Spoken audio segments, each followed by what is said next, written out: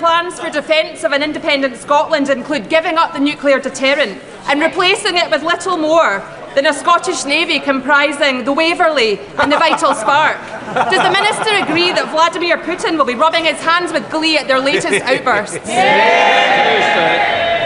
Mr Speaker, I'm a great fan of both Parahandy, the Vital Spark and the Waverley, but I wouldn't want to offer that in the face of Vladimir Putin's defence or approach to Euro-Atlantic security. The reality is we have student gesture politics from the Scottish National Party. I met with the major defence companies in Greenock last Friday, and they were very clear that we are foregoing industrial opportunities now.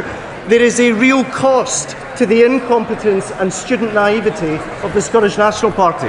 Elaine Stewart. Thank you, Mr Speaker. Businesses in my constituency of Ayrcarrick and Cumnock, and indeed across Scotland, need stability, certainty and opportunity. Does my right honourable friend agree that this is what they are getting from a Labour government, which stands in stark contrast to the instability and uncertainty of the SNP and their obsession with independence? Well, Mr Speaker, returning to the dispatch box as Secretary of State for Scotland, what's striking is the SNP's answers are no better than they were in 2017, 2014 or 2021. I simply ask, what is their policy on a Scottish currency? What is their policy on foreign reserves? What is their position on a Scottish pension? They're no better answering these questions now than they were 20 years ago. Stephen Gittins. Mr Speaker, can I join other certainly opposition members of Parliament in welcoming the Secretary of State to his place, and I'll wish him well in that job. Mr Speaker, the Member of Parliament for Argyll and Bute isn't the only one with a quote that might be of interest to the Secretary of State. I've got another. There's one here. Can he tell us who said this? If there's a majority, an SNP majority, it's got to be looked at in Westminster. Who said that? Secretary of State. Mr Speaker, I sense it might be myself, and we would take seriously any SNP majority. But if they were to be returned to office, I hope they would do better than they've done over the last 18 years. But I can assure you, on this side of the House, we're not anticipating defeat, we're working for victory. Stephen Gittins. Speaker, well, this might get just a little bit awkward. It wasn't the Secretary of State, although I do welcome his contribution to this. It was actually his boss, the leader of the Labour Party, the current Prime Minister, who's about to turn up. Very awkward indeed. There he is. Now, is he going to stick to that commitment, or are we going to see Labour break yet another promise? Mr Speaker, not least because my boss has just turned up. I always agree with my boss. But the reality is this: we are clear and unequivocal that what we don't want is the breakup of the United Kingdom. As Scots, we made our choice in 2014, and that was a better future within the United Kingdom. Seven, sir.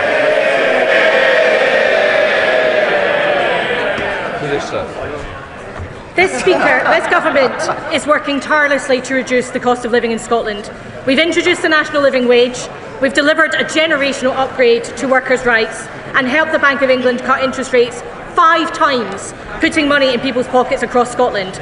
Furthermore, thanks to our stewardship, the IMF forecasts the UK to be the second fastest growing G7 economy this year. Scotland is the only part of the United Kingdom where child poverty is falling, and it's also the only part of Great Britain with a non-Labour government. I'm sure the Minister will agree with me the rest of the UK deserves better. And so will she be calling on the Chancellor to scrap the 2-child cap in the upcoming budget?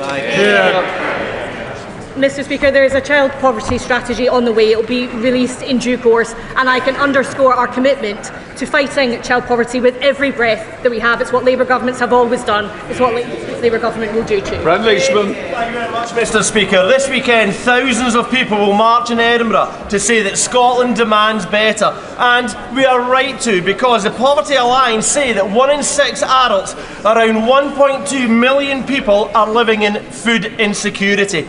What is the Scotland Office and wider Labour government doing to end food insecurity for Scots? Mr Speaker, our commitment to ending poverty is clear. We have had a clear focus on living standards. We have improved the fact that work now is increasingly paying, and we're focusing on making sure that none of Scotland's children are subject to the poverty he so vividly describes. Before we come to Prime Minister's questions, I'm sure the whole House will know that this weekend the Rugby League Ashes returns for the first time since 2003. I'd like to place on record my very best wishes to the England team, which will make the major rumble in London this weekend. It's the first of 3 matches against Australia. We now come to Ross Savage. Question number 1. Prime Minister. Thank you, Mr. Speaker. On Sunday, we unveiled Labour's plan to recruit hundreds of thousands of workers into clean energy, creating quality, well-paid jobs in every quarter of the United Kingdom. On Monday, we announced the new V-level qualification to make sure every young person has the skills to realise their potential.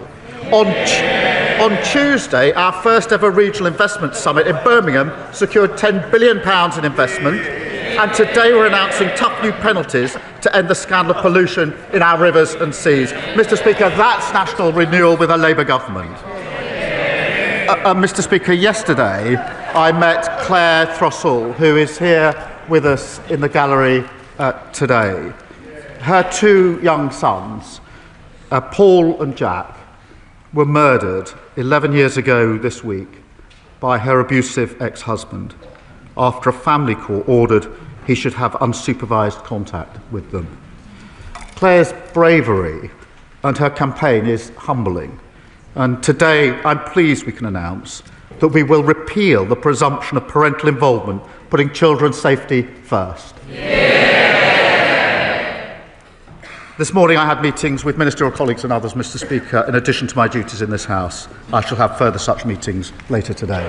Dr. Ross Savage. Thank you, Mr. Speaker, and I would like to associate myself with the Prime Minister's sympathies extended towards Claire and commend her on her bravery. Mr. Speaker, I regret to inform the House that yesterday there was a very, very serious breach of national security when my PMQ was photographed heading into number 10 through a transparent folder. However, the nation can rest easy. On this occasion, no state secrets were revealed. However, it does make me wonder whether this government can be trusted with a digital ID scheme that is mandatory in all but name. Can the Prime Minister...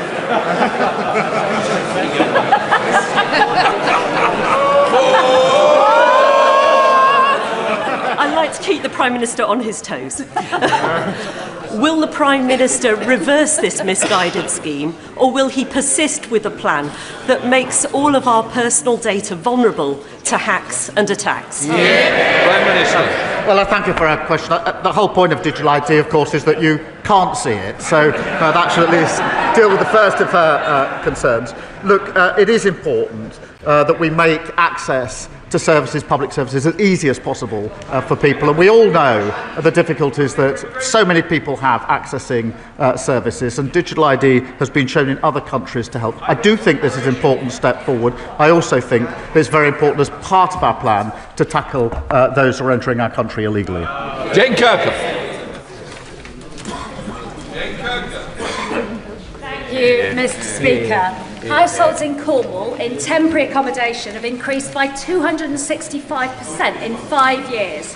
So I'm delighted that this Labour government is investing £39 billion into social and affordable housing. In Cornwall, we're developing a strategy to provide housing at sites like Pydar in my constituency, which need support from Homes England.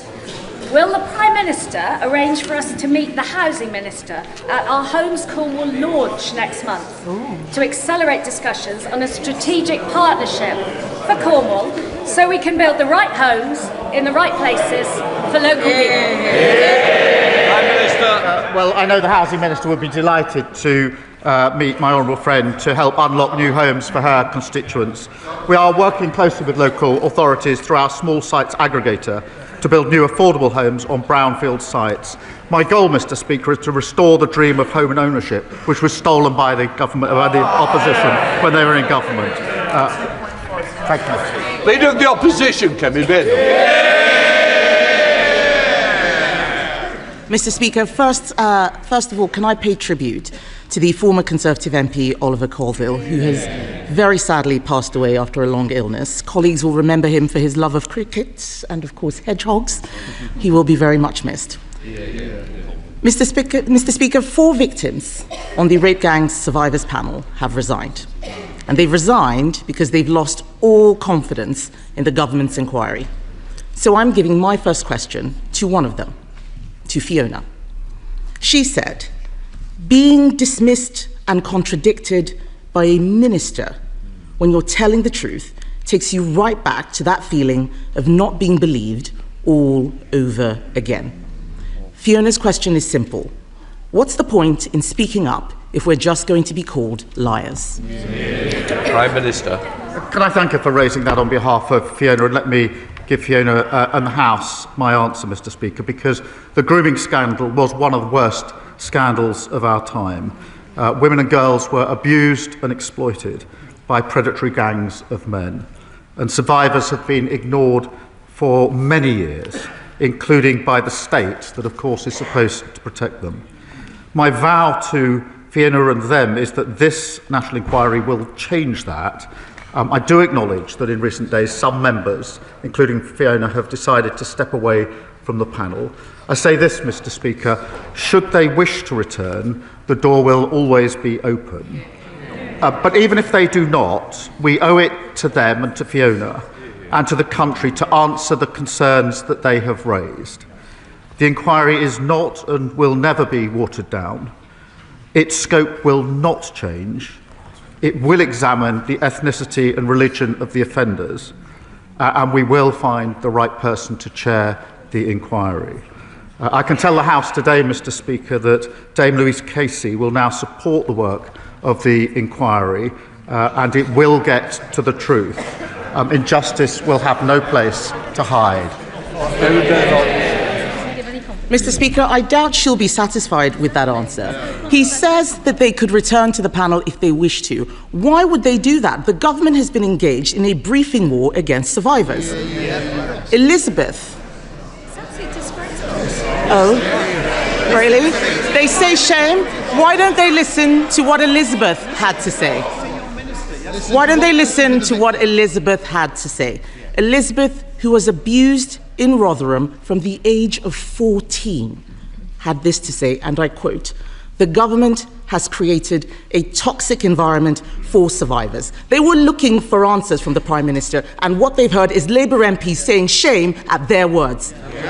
Yesterday, Mr. Speaker, the Safeguarding Minister said Elizabeth was wrong. Who should we believe? The Prime Minister's Safeguarding Minister or Elizabeth? Prime Minister. Mr. Speaker, let me put on record my respect for all of the survivors who've been through the most awful ordeals. And I want to thank those that have been involved so far for the work in the process. What we're trying to do is to get this right and have an inquiry with survivors at the heart. As the Safeguarding Minister told the House yesterday, that's obviously not easy. They've all come with difficult experiences. There are a wide range of views, understandably, and every survivor does bring their own painful experience to this. The survivors met the prospective chairs this week, and we want to have them to have the chance to engage. I want survivors to be at the heart of this. I want an inquiry that can get to the truth. These are the hard yards, I accept that, but I want to press on and get this right.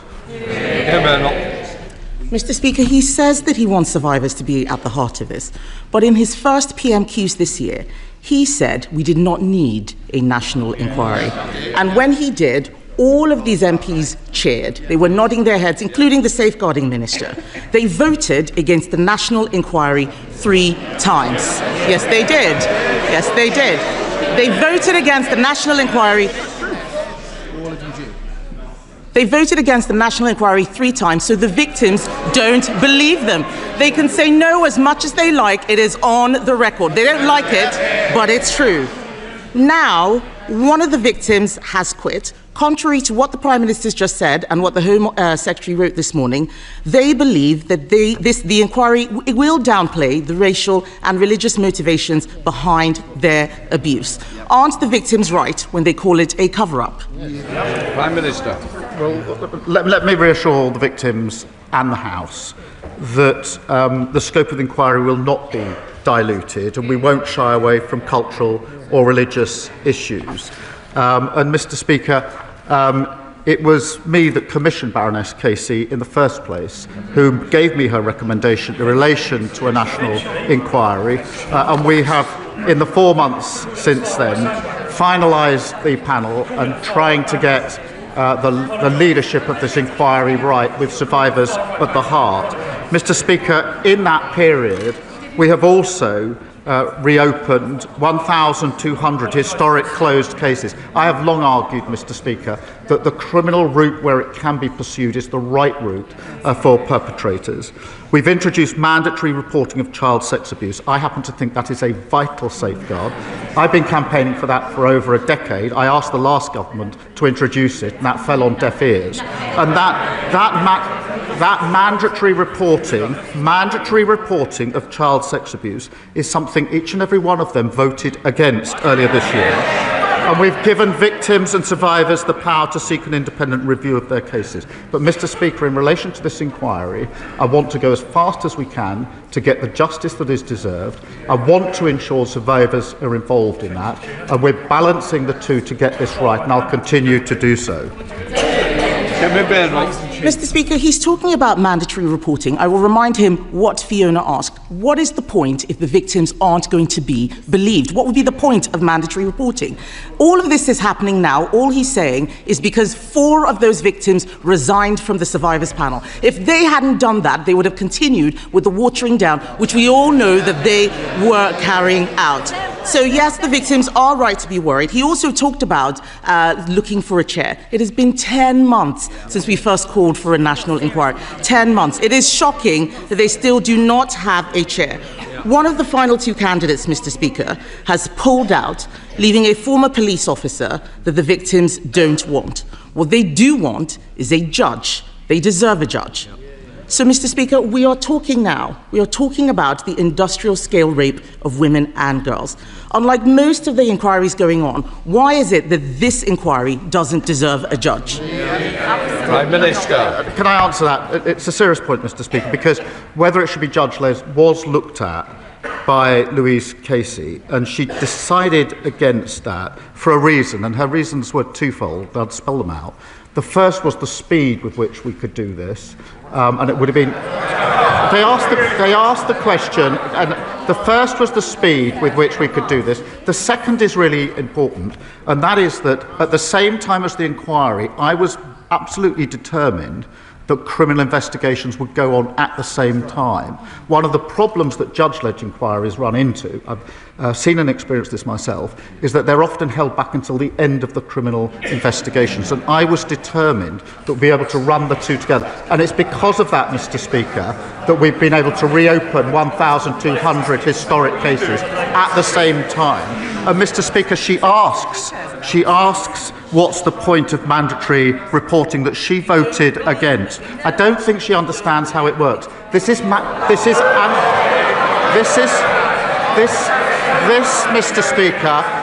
Mr. Speaker, is mandatory reporting of those that have had allegations made to them, and there's clear enough evidence they've then not passed that on. That is a fundamental problem in the system. That is why we've changed the law. They should hang their heads in shame for having voted against that vital protection.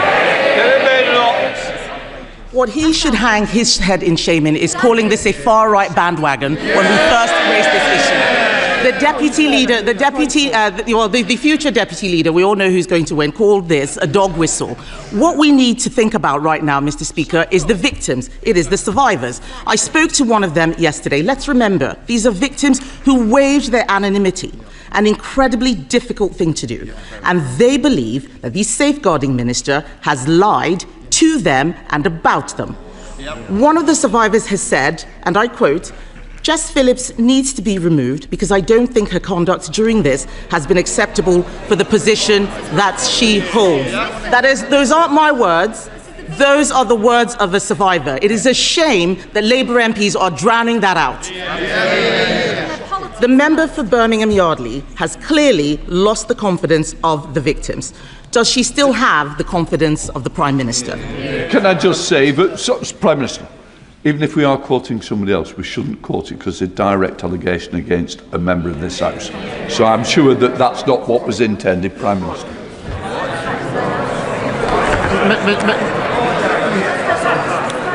Mr. Speaker, I respect the views of all the survivors, and there are different views. I accept that.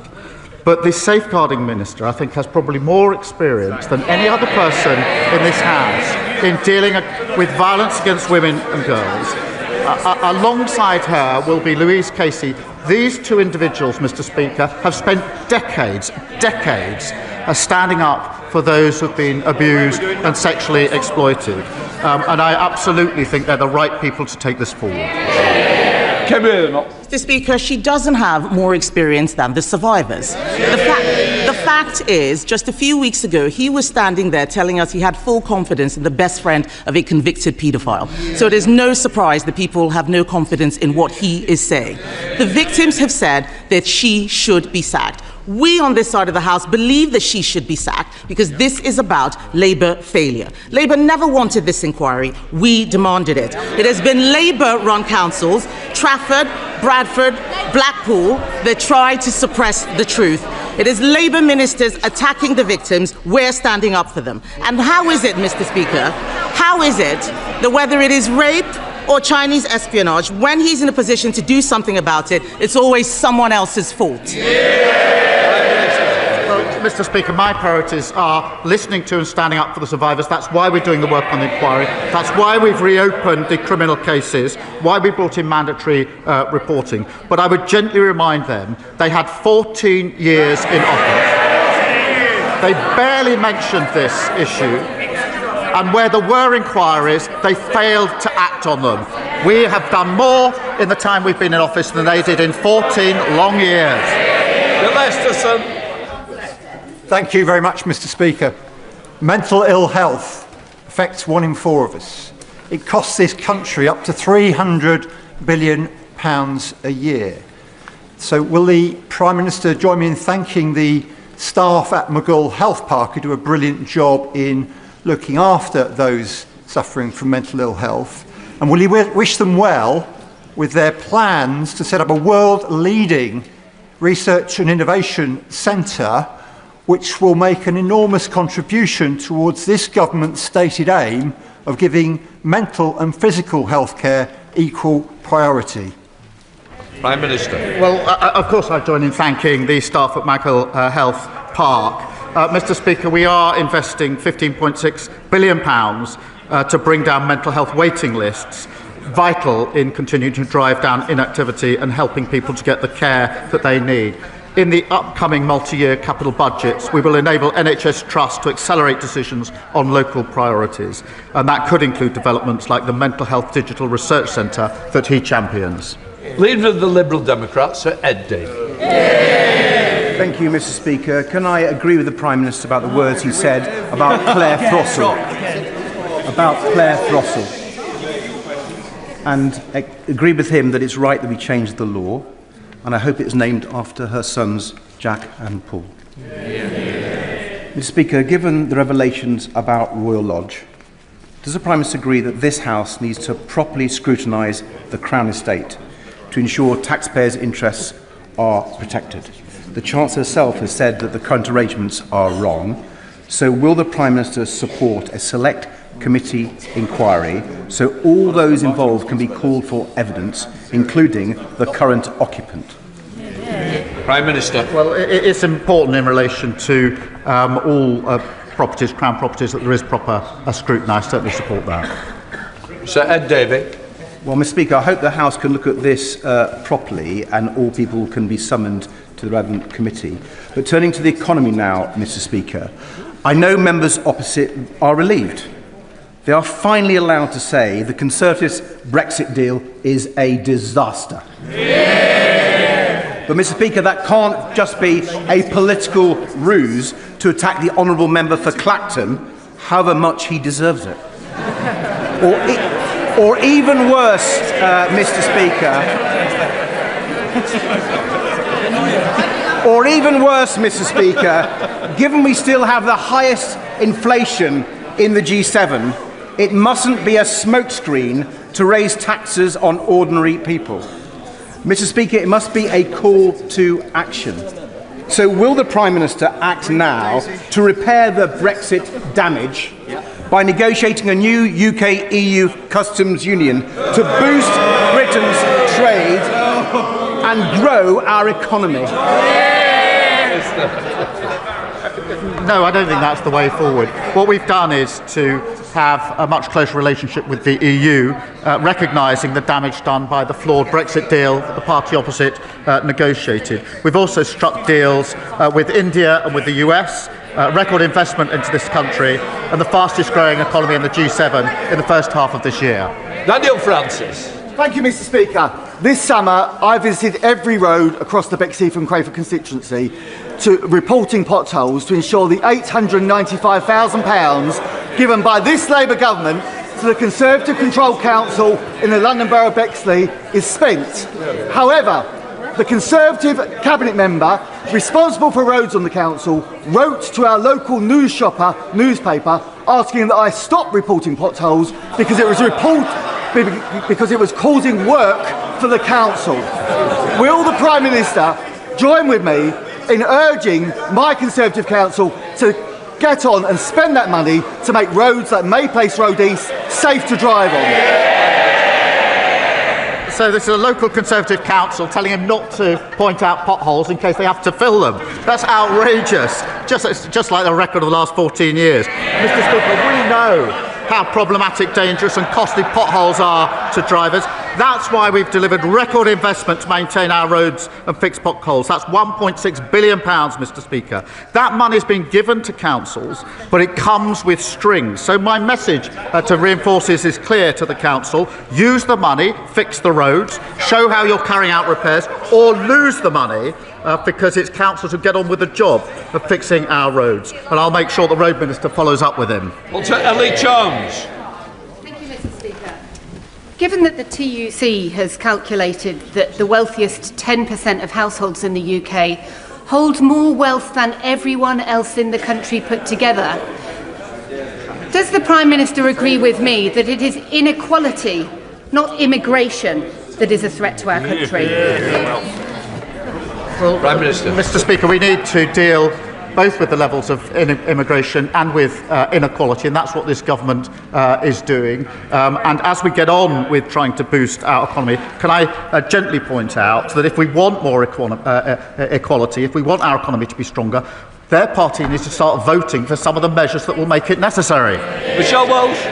Thank you, Mr. Speaker. In March 2022, I gave birth to my son by emergency C-section. Both my son and my life put at risk by a failing maternity service. In Nottinghamshire, we know failing maternity services far too well, with harm caused to mothers, babies and fathers. Over 2,400 families involved in the Donna Ockington inquiry. So does the Prime Minister agree with me that grief must be the engine of change, and where previous governments has failed, it is imperative that this government transforms maternity services so that every birth is an informed birth and every birth is a safe birth? Prime Minister. Well, can I extend my gratitude to my honourable friend and for all of those who spoke for their powerful and moving stories in the baby loss debate, I think, on Monday, Mr. Speaker. And I can assure her, I was actually at the Pride of Britain Awards on Monday night, and very many people came forward to me having heard some of the speeches from this House, particularly the personal testimonies. And so those stories really did have power in making the argument.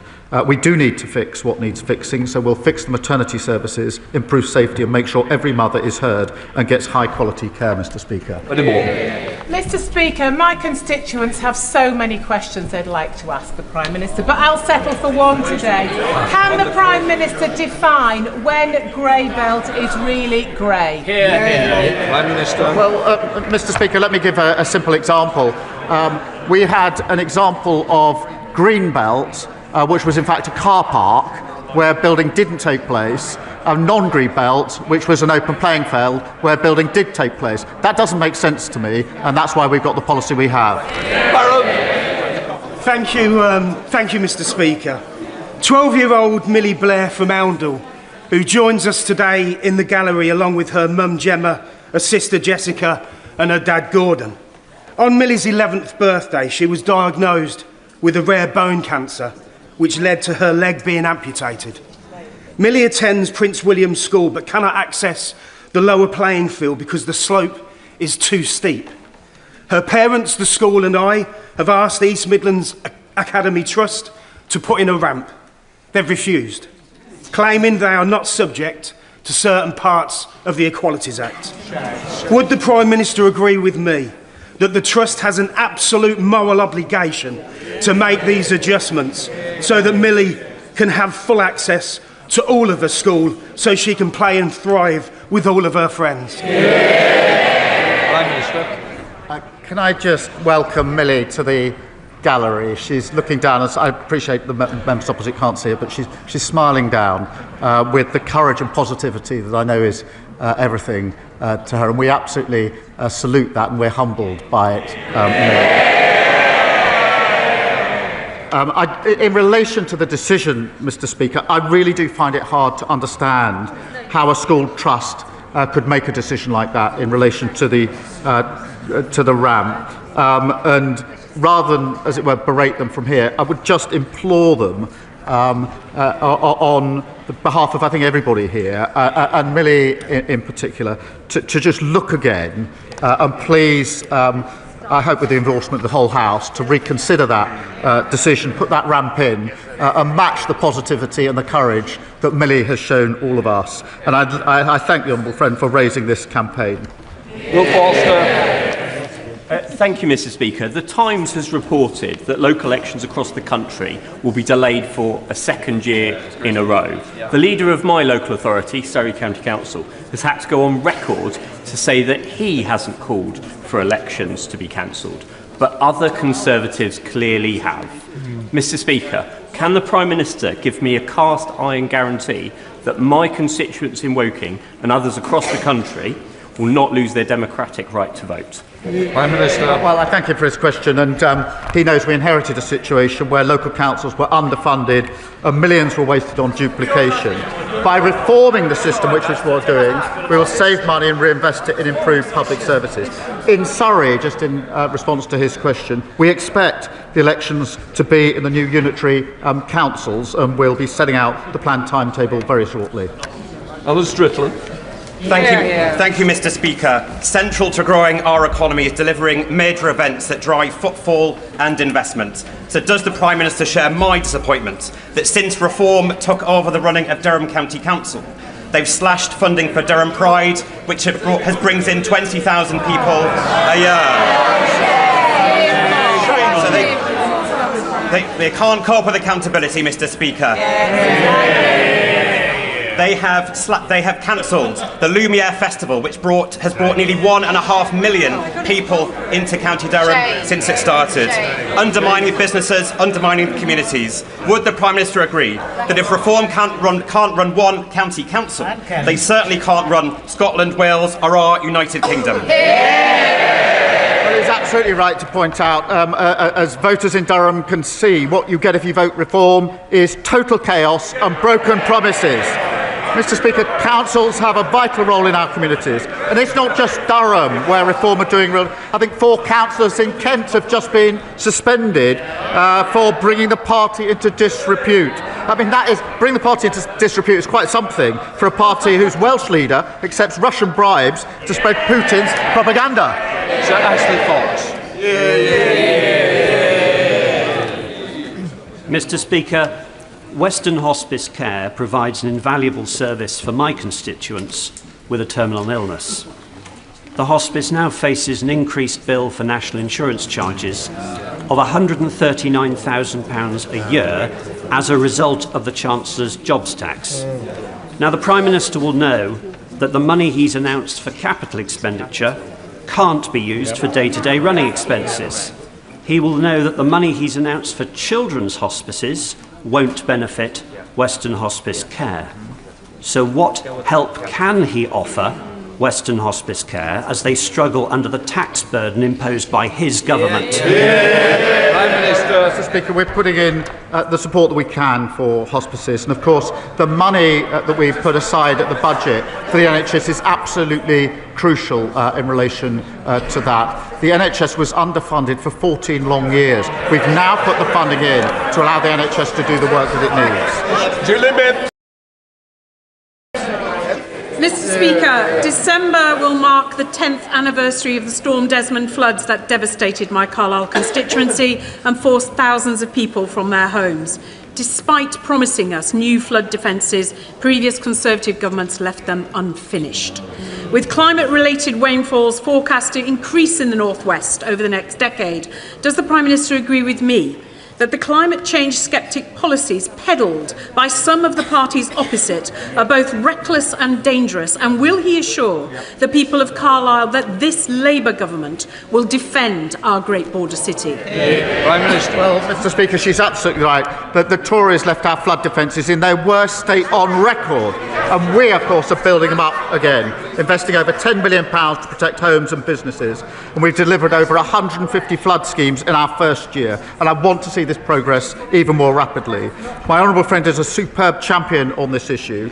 We provided £300,000 to complete the feasibility study for stronger defences in her constituency. Chairman Hall. Mr. Speaker, as last week's urgent question highlighted, Jehoots, the pharmacy non-provider, is effectively de facto bankrupt and possibly even insolvent too. Last week we discussed at great length the impact that is having on patients securing their prescriptions. It is now becoming increasingly evident that staff, whilst being told by HMRC is being told by Jehoots they're being paid, are not. Lana Gulston and Blake Horwood in my constituency haven't been paid since the 18th of July.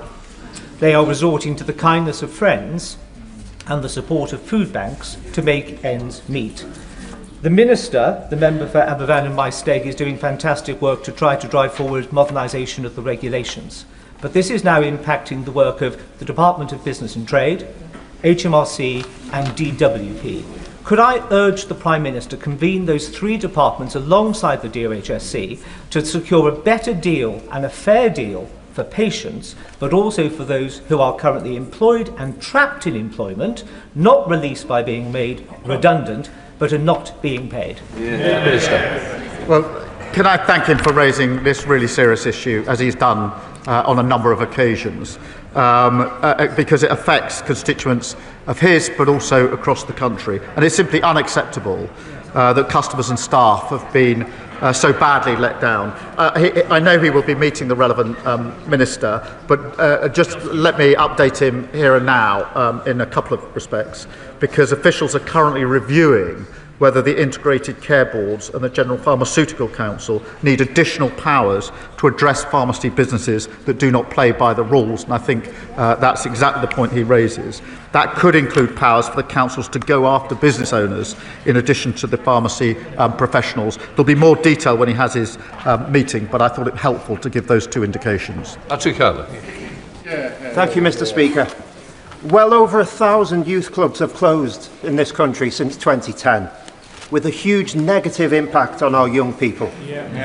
This is despite the fact that youth clubs have had a long positive history in this country for helping young people to mature in a healthy fashion. In particular, FAB clubs help disabled and non-disabled people to build friendships in an inclusive environment. The FAB charity are here in Parliament later today to gain support for their work. So can I ask the Prime Minister to commend the work that they do, and can I also ask him to consider how best to support the youth club movement to help the next generation of young people grow into well-adjusted adults? Well, can I thank my honourable friend for his question? He's a credit to his community. I know firsthand he's done so much hard work to help heal, to rebuild and to look to a brighter future for Southport. Can I welcome FAB Charity to Parliament? They do fantastic work, Mr. Speaker, to help break down barriers. And I'm proud that Labour is backing our youth clubs with £30 million of grant funding, doubling the numbers of youth hubs and providing a youth guarantee with earning or learning guaranteed for our young people. Our national youth strategy will be set out in the autumn. Rebecca Smith. Thank you, you, Mr. Speaker. Last week, I invited the Prime Minister to match the Conservative pledge to scrap business rates for our high streets. However, he declined. Instead, he pointed me towards the small business strategy. Since then, businesses have been in touch to tell me that this strategy will make little or no difference to their future. With 14,000 high street businesses expected to close this year alone, and with retail businesses in my constituency facing a doubling of their business rates, when will this Labour government deliver on its commitment to reduce business rates, given that they are unprepared to accept our policy of scrapping them altogether? Mr. Speaker, our small business plan was drawn up with small businesses. I sent her a copy online. I hope she shared that with the 3,000 small businesses in her constituency. They show what we're doing. Well, we're reflecting what they asked us to do before they shout rubbish. This is what they asked us to do. £1 billion of additional lending to small businesses, £3 billion extra for small businesses to scale up, dealing with late payments with the biggest reform for 25 years. Alex Mayor. Thank you, Mr. Speaker. As Britain faced peril in World War II, Winston Churchill took a radical step. He changed the clocks to shift extra daylight into the evenings. As the clocks go back this weekend, would the Prime Minister take a look at the evidence on trialling Churchill time again to cut carbon, reduce bills, improve road safety, boost the hospitality industry, and be the Prime Minister who will brighten up all of our lives? Prime Minister. Well, I thank her for her question, and we'll look at the relevant material. Thank you, Mr. Speaker. Many in Glastonbury and Somerton are forced to travel hundreds of miles to see an NHS dentist, or suffer in agony, or fall into debt to pay for private treatment, or turn to DIY dentistry, like Jennifer, who extracted 2 of her teeth over the weekend. They simply can't wait for the consultation on the broken NHS contract. Mr. Speaker, they deserve immediate action. So will the Prime Minister outline what measures he's taking to end the dental desert in Somerset for good? Prime Minister. Well, can I thank her for raising this, because added to the list of shocking things the last government left was the shocking state of NHS dentistry, broken like everything else under the last government. In relation to her question, we are rolling out extra urgent care appointments. In Somerset, Integrated Care Board is expected to deliver over 13,000 extra dental appointments this year, and I'll give her more details in due course. We're also reforming the dental contract, which will shift focus onto retaining NHS dentists. Final question, Harpreet Tuffle. Thank you, Mr. Speaker. Ahmed Al-Ibrahim was only 16 years old when he was fatally stabbed in Huddersfield. His life was cruelly taken away in what the police described as an unprovoked and motiveless attack. On a visit to Netherhall Learning Campus in my constituency last week, I know how important this issue is for young people. So will the Prime Minister commit to redoubling efforts to tackle serious violence and knife crime through more visible policing, stronger prevention and investment in youth services? Prime Minister. Can I thank her for raising this devastating case, and my thoughts, I'm sure those of the whole House, are with the family and friends. Through our crime and policing bill, we're increasing penalties for the illegal sale of knives and giving police new powers to seize knives likely to be used for violence or cause harm. We've also launched a coalition to tackle knife crime, to bring together campaigners and community leaders to tackle the root causes of knife crime and help protect the next generation. From benches, change over.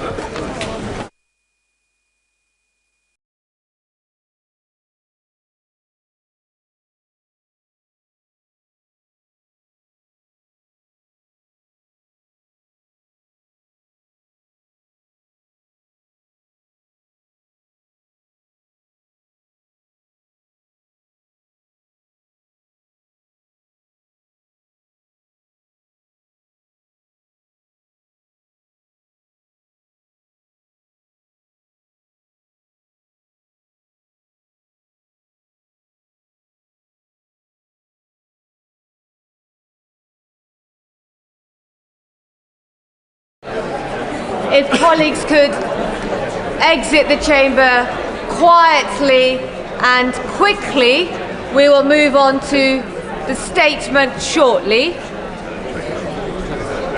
Quietly and quickly.